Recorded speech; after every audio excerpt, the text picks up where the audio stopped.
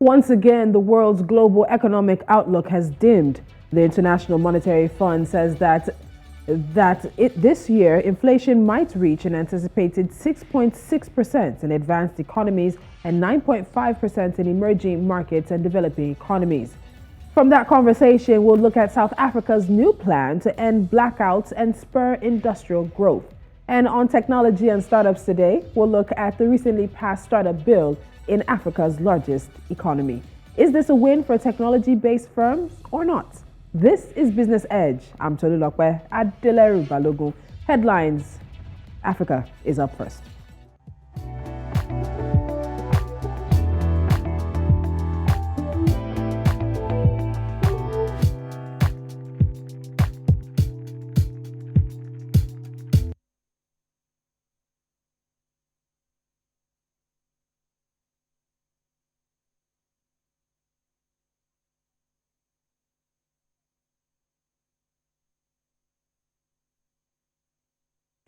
Nigeria's Trans-Niger pipeline, a major pipeline capable of transporting about 180,000 barrels of crude per day, has stopped transporting the product since mid-June due to theft. According to reports, the pipeline has not been formally shut due to the development. The pipeline's capacity is about 15% of Nigeria's most recent average daily output. Nigeria's naira rose slightly against the US dollar at the official market on Wednesday, a day after the currency slumped to a record low at the alternative market. The currency strengthened to 430 naira per dollar on Wednesday from 431. It traded at the NAFEX window on Tuesday's session. Now, the parallel market, the currency weakened to 705 naira per dollar from a peak of 710 naira amidst shortfall in foreign exchange supply as demand increases. Retail investments in pooled funds have grown 152% over the last 5 years to 140.6 billion Kenyan shillings in the first quarter of 2022, as Kenyans seek to protect their savings from inflation. The Capital Markets Authority Chief Executive Wyclef Shamia says growth from 55.7 billion Kenyan shillings in March 2017 has also been driven by the ease of entry and withdrawal into collective investment schemes. Zimbabwe's Financial Intelligence Unit is in discussions with the government to regulate the rapidly growing and controversial cryptocurrency trading market. The FIU Director General, Oliver Cheperesa, confirmed the plan to regulate the cryptocurrency market, which has gradually gained popularity in the country. The FIU wants to champion digital currencies, saying this will help the unit to deal with anti-money laundering and counter-financing of terrorism. So those are the business headlines coming to you from here on the continent. We'll take a quick time out. So when we come back, we'll get into our first conversation. This is Business Edge.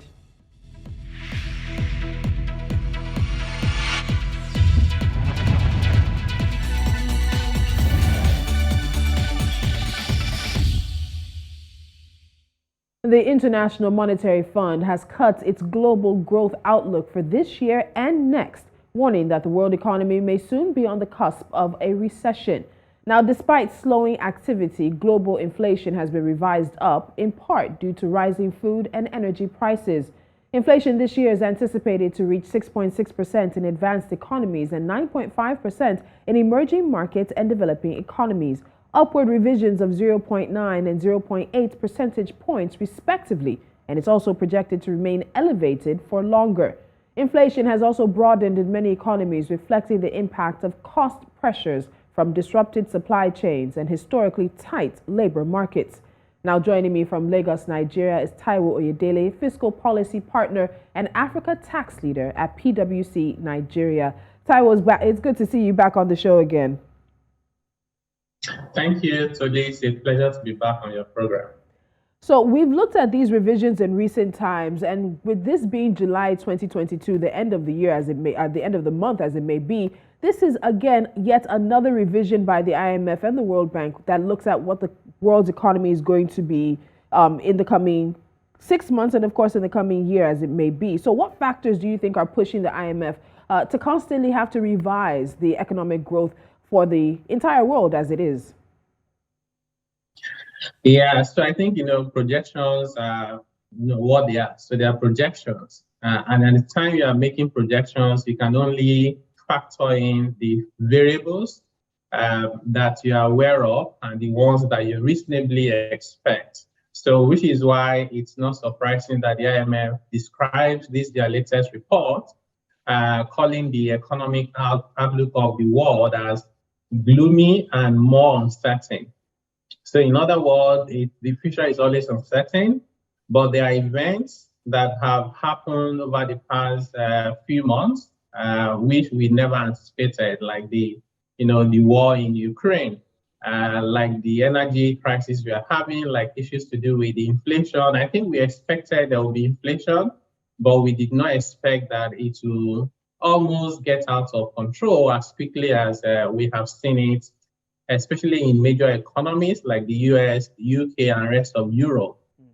So I think it's, the IMF is just doing the obvious, because if they don't revise their forecast, it's bound to be, incorrect at the end of the year. So they tend to have the liberty to always come up and revise their forecast and tell us why they have done that. But I think the reality is we have more uncertainties now than we did at the beginning of the year. So with this situation, many of us see that globalization has really brought, how would I say, has really interconnected economies around the world. And let's look at one of those situations now, which is China's situation with the repeated COVID lockdowns and outbreaks that have slowed economic growth in one of the major economies in the world, particularly for emerging markets like those on the continents. What's the impact of this having? What's the impact that this China continuously having these COVID lockdowns is having on us?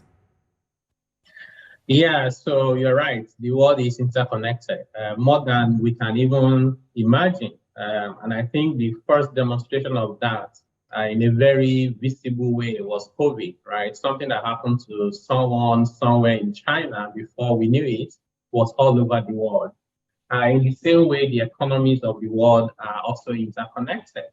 So China is still having to deal with COVID. I think it's also, to be fair, we also have other parts of the world where there's still COVID. I think we have some cases in Nigeria, not enough to create any issues for us, to be honest. But the reality is that, whatever happens to the US, whatever happens to China, or whatever happens to Europe would affect the whole world in a very significant way. Just because of the sheer size of those economies and their impact on the rest of the world. China, for example, seems like the manufacturing center for the whole world. So they manufacture for everyone.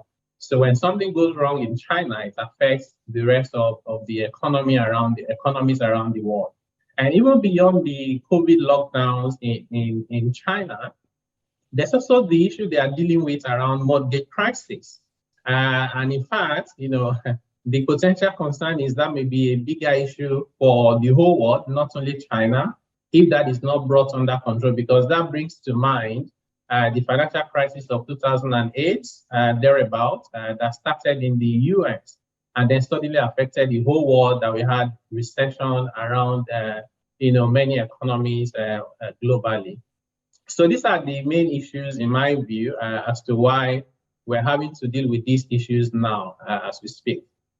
So for us, unfortunately, emerging markets and developing economies, we're expected to see inflation hit somewhere around 9.5%. And there's still time for inflation to even be higher than that, unfortunately. And we've seen that it's the cost pressures, the supply disruption that we've talked about now. But was there any way for African economies to have limited these external shocks? You make mention of the recession from 2008. One would have thought that some sort of lessons would have been learned to be able to sort of protect economies individually when such global situations happen. Could there have been any way for African economies to have protected themselves from the external shocks that we're experiencing now? Yeah, African economies, for many of the countries in Africa, we don't plan forward. So you don't have a lot of visionary leaders who think about what can happen under different scenarios and therefore prepare how we'll respond. So most times we are only just reactive. So the projection for the emerging markets and developing economies for inflation is 9.5%, according to the IMF. But Nigeria is already doing twice as much, almost, right? So which means Nigeria is far worse than the average for emerging economies and developing economies. And if you think about it as well, the main factors creating this crisis are one, the rising food deflation because we don't have enough supply of food, partly due to the invasion of Ukraine by Russia. Number two is energy crisis. Also, a lot of that is linked to the Russian invasion because energy crisis has a way of filtering through to transportation and the cost of almost everything. And then connected to that is supply chain disruption, such that even for the things that are available, getting them across the border is now difficult. And the World Trade Organization raised the alarm recently, saying that countries are beginning to close their borders in terms of food exports, right? Because everybody wants to take care of themselves first. The question is, has Africa thought about this to say, are we energy sufficient? Are we food secured? And can we take care of our medical needs? So I think every country on earth, and by extension, the African continent, has to have a very serious conversation with ourselves to say in these three areas, you can't afford to depend on other people because whenever you have a crisis like this, everybody will take care of themselves first and you can't blame them. So you see the US now doing rate normalization and increasing the reference rate. I think just yesterday by 75 basis points. And whenever the US does that, of course, their primary purpose and concern is their own economies because they want to control inflation without creating a recession. But what they then do inadvertently is they punish the rest of the world. So when US raises their rates, US dollars will flow in their direction away from other economies like Nigeria. And what that does for us is we have scarcity of foreign currency. And by extension, we not only have imported inflation because we are a lot dependent on importation, and that's also similar for almost all the countries in Africa. And secondly, people can't even get enough dollars to be able to buy their inputs, materials, and equipment. The price of diesel has been, 800 plus for a number of weeks now. What's going to happen now with the devaluation of Naira in the parallel market is that you expect the price of diesel to go up, maybe up to 1,000 Naira per liter, because the marketers say they do not get dollar at the official rate to import diesel. So they are relying on the black market. For some of them, up to 80, 70% of their importation need. So this combination of these factors, I have to say, it's difficult to address by anyone, including countries where they plan ahead and they have competent people, round hole in round peg in round holes. And you can imagine how more difficult it would be for countries like Nigeria, where we're not very good at planning and sometimes don't have the right people making the policy decisions for our country. So, Taiwo, you've painted a very gloomy picture because these are issues that will follow us into 2023. And I want to take up on this interest rate increases that we've seen across the world with central banks, but we'll do that after the break. Are these interest rate hikes having any effect on this speeding train of inflation that the world is witnessing? The conversation will continue after this.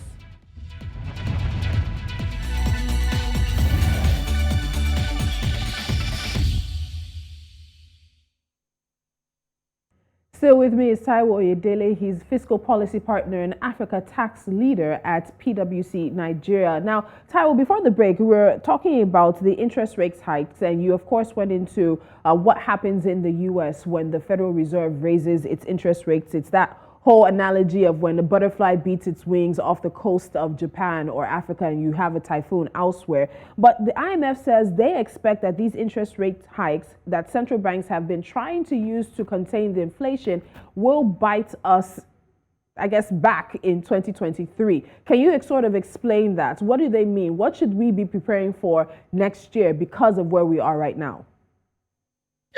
Yeah, interesting question. Absolutely. So on one hand, when you raise interest rates, and when I say, I mean the central banks, when central banks raise interest rates, what they're trying to do is to reduce money supply and also to encourage more savings and investment rather than spending. So that has a way of helping to moderate inflation. But on the other hand, if it's not well managed, it can then trigger a recession. So when you have inflation that is spiraling out of control, it can create poverty, it can lead to cost of living crisis and social problems. If you have a recession, also has the tendency to increase unemployment because capacity will be reduced, and then the inclusive growth that you're looking for will not be there. More people will go into poverty. So this is really between the devil and the deep blue sea, right? So you have to find a balance, which is very difficult. And so what you're seeing with the rate increases in major economies is, on one hand, they're trying to protect their own economies. But what it means, therefore, is if you are not careful with these very significant and frequent rate increases, you quickly get into a recession mode. Because I don't even think that the central banks are allowing enough time for those policy interventions to filter through the economy to see the impact that they are having. Both in the US and to a larger extent in Nigeria, those rate increases have not resulted in reduction in inflation rates in a dramatic fashion. And I think it's partly due to the fact that the reason why we're having the inflation is not entirely down to excess money supply. So if you have food inflation because people don't have enough food to eat because there's supply challenges, including in Nigeria where you have insecurity, you have issues with energy where we don't have enough supply and the price is going up, and then you have supply chain disruption, it's not so much you can do by raising rates, right? Which is why Nigeria did 150 basis points a few months ago, and we didn't see the impact on inflation, and now we've added 100 basis points to it. And it's even more difficult for us because the rising interest rates in the US means more problem for us in Africa, including Nigeria. The yield on Nigeria's Eurobond is now trading at more than 13%, which is more than 100 basis points above the Treasury bond yield of the US. And therefore, we have been classified, our Eurobonds have been classified as trading at distressed levels. Now, it's only just going to get worse with the recent increase that we have seen by Fed in the US. So overall, we have to think beyond just raising interest rates. We have to think about complementary interventions, not only monetary policy, but also fiscal policies, trade policies, and also addressing impediments to businesses. If you want to export in Nigeria today, it's like rocket science. It's a nightmare. You have small businesses, they are overregulated. There's multiple taxation. Just over the past few weeks alone, the National Assembly has passed 2 different laws introducing 2 different taxes on business profits of companies that are already struggling. It doesn't make a lot of sense. So we have to think beyond just interest rates as the only tool that we have, and think about this within the context of what is causing the inflation, the need for us to bring a lot of people out of poverty, addressing security, food supply, and energy security, and have this coordination of policies that work together in harmony, not disconnected the way we have them at the moment. Okay, and that conversation will follow up on you because we know you've been speaking very much as to how you believe taxation is now being weaponized against those here in Nigeria. But Taiwo, let me ask you this. The IMF is saying that the world may soon be on the cusp of a recession. When you look at all the indicators and you look at all the parameters and the conversation we've had here, do you think we are already at the beginnings of a global recession? And do you also think that Africa, too, is at the beginning of another recession, which we just came out of because of COVID-19, which was the first one in 50 years for the continent? Yeah, okay. I think that raising concerns around a recession is is understandable, but I don't think that it's imminent, and I don't think that we are close to that point as of yet.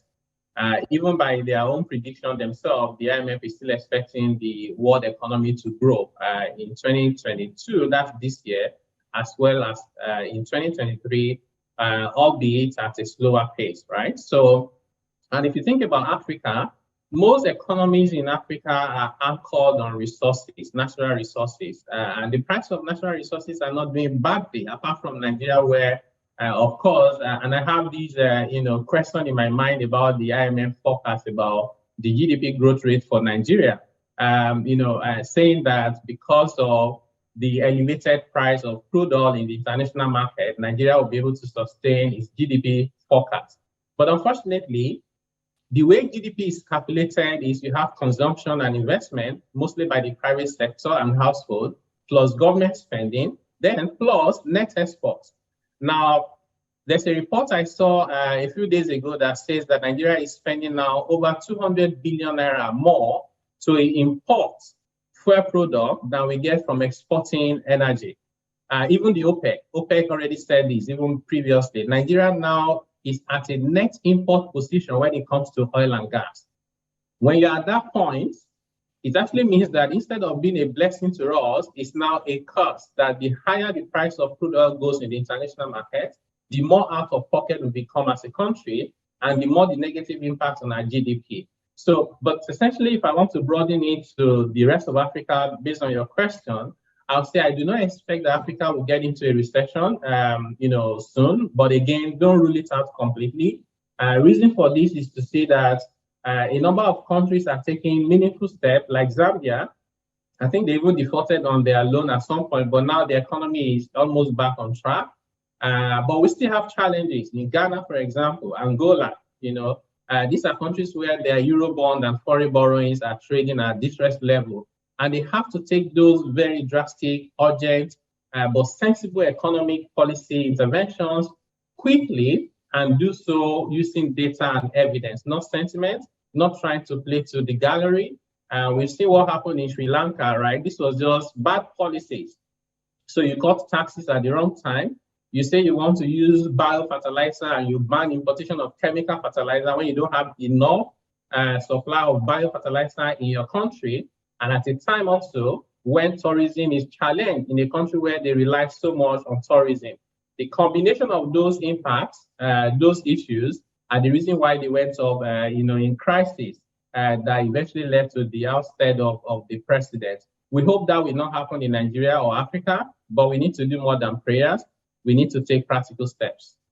And Taiwo, will use that as a great place to end the conversation, because you actually beat me to a question on the energy situation as well, and also what we need to look at when it comes to other African countries. Taiwo Oyedele, thank you so much for joining me. We'll be talking to you again soon. Thank you for having me. All right. And the conversation about where the world's economy is growing is one that's going to continue. But Taiwo says not just yet with the recession talk. There is some hope of growth, not just for the global economy, but also for the African economy. But there are things that must be done by individual countries to ensure that the economy survive these trying times.